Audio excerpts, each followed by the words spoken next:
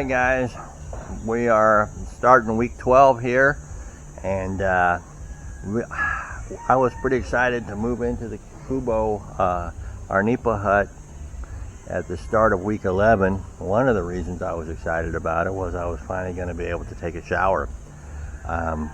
Over at our other house, there's not enough water pressure to take a shower, so you use a tub and what they call a tabo, and I will show you that in a minute. And but when we moved into our Nipa here, we installed a water heater, which is also not very, I mean, it's getting more common, I would say, in the Philippines, but most of your locals, they do not have water heaters. They just take cold showers, cold baths, and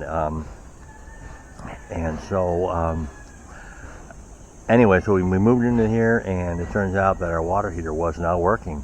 It wasn't working, and so I had a cold shower, and we took cold showers for the first week, and I said, oh, enough of this.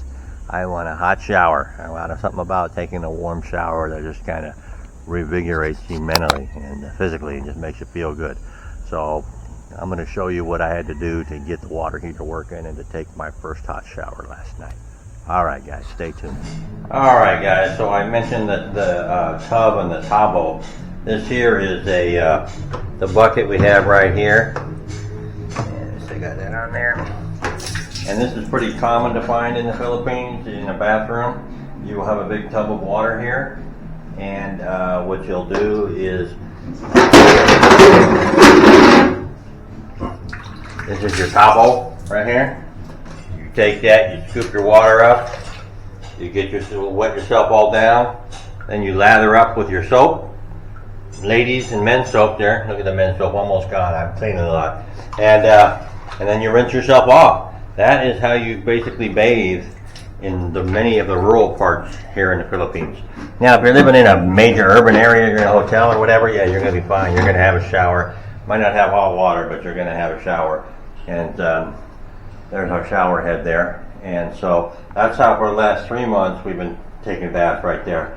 There's the tabo. There's just not enough water pressure over at the family house, so we use that. And that's how we've been showering, bathing. And that's why I was excited to get over here and use this fancy shower head that we got right here with three. It's got a dump right there. It's got a spigot thing there, a handheld one, and then the overhead one. But I was surprised when I got here and found that I didn't have any hot water.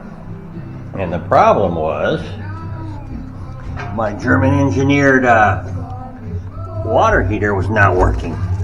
And the reason it was not working was because the dirt, it's very sensitive to the water flow, and dirt was getting caught in the filter and it would automatically shut itself off.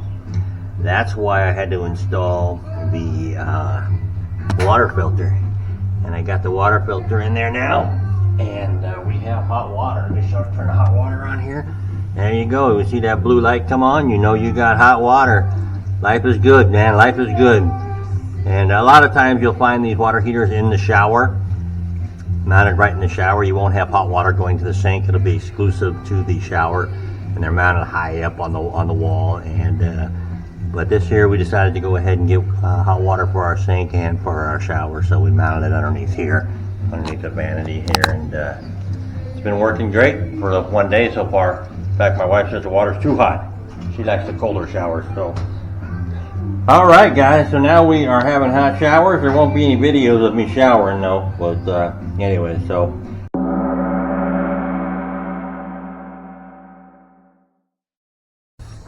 So here is my water filter that I installed Sunday. It's the black poly pipe here. So all I had to do was tap into it right here. It was basically this right here was connected to this here. So we picked up a filter and the fittings.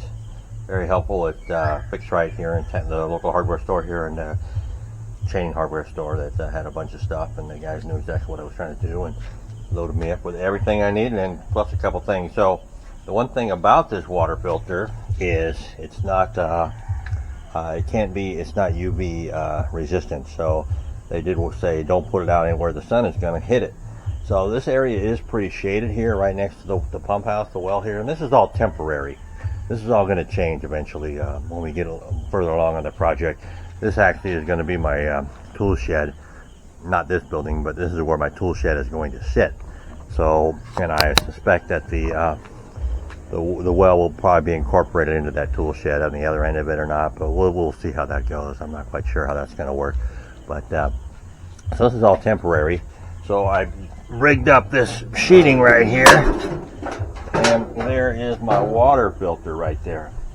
It's big. It's like, I don't know, 5 micron. I can't remember. I'll have to check and see exactly what it was. But rigged that up. The bracket's a little weak for holding up that big filter. It fills up with water. It kind of bows a little bit. So I might have to reinforce that or weld an angle or something to it or give it some strength. But for right now, it's holding and it's working. And it's made a big difference. I don't know if you can see in there. It's been in there for about 12 hours, but you can definitely see some dirt in there. So it's helping us. I got the wire on the bottom of it so I can hook it to the fence up here when if I'm changing out the filter, so it's not digging me in the head or whatever. And it comes with a wrench and everything, and that's there. So that has definitely helped in getting the water a little cleaner. And we're basically running from here, so we're up here, and so we're running all the way to the back there. And the well is over here on the other side of the cement mixer up against the fence there. So the black poly pipe is buried here, not very deep, it's right over here, and runs down to the fence and then back over to the Nipa along the fence line there. Goes all along the fence line. And we are going to change that too. I think we talked about that with the foreman. We're going to run a direct line to the Nipa, and that way we could just tap into the house as well there on this side over here when it goes into the big house. And less of a run, less more pressure needs or whatever. Let me see if I can find a fitting for you.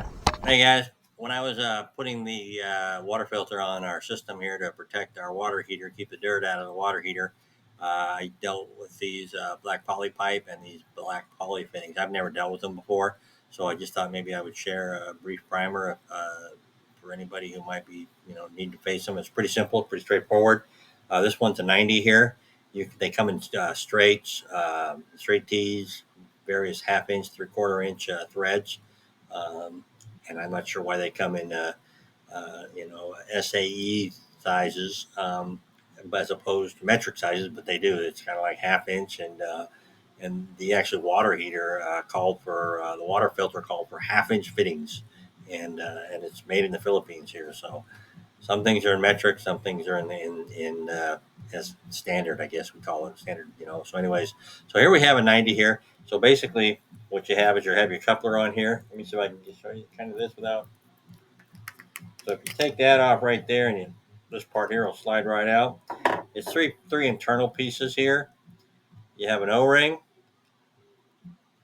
you have a flat washer, and you have this compression part here that kind of pinches together.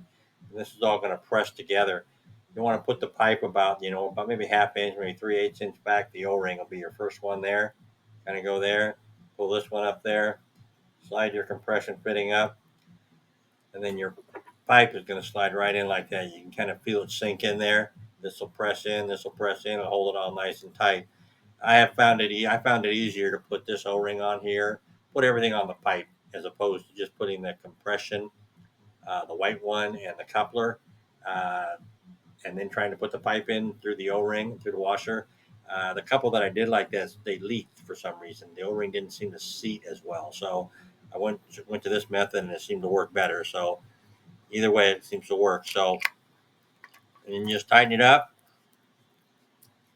like so. And there you are, and that's just it. It's pretty simple, pretty basic, nothing to be intimidated by, and you can do your own plumbing there. And obviously, put some Teflon tape on the threads there that's going into the water filter or whatever it's going into to keep it from leaking, and you'll be good. Thanks.